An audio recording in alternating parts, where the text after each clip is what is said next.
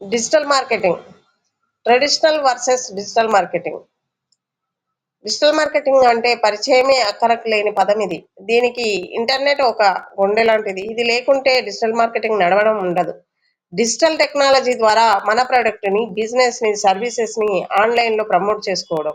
Facebook, YouTube, Insta, Google, websites, email లాంటివి ఉపయోగించి ఆర్గానిక్‌గా ఆడియన్స్‌కు రీచ్ అయ్యి మన బిజినెస్‌ని, సర్వీసెస్‌ని కస్టమర్‌కి చేరుకోవడం.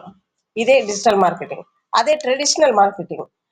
దీని ద్వారా నేరుగా మనము షాపుకు వెళ్ళి షాపుకు కానీ మన సర్వీసెస్ సెంటర్ దగ్గరికి కానీ వెళ్ళి మన సర్వీస్ కానీ మన ఆ, ఏదైనా ప్రోడక్ట్ కొనడం కానీ నేరుగా వెళ్ళి కొనుక్కోవడమే అది ట్రెడిషనల్ మార్కెటింగ్.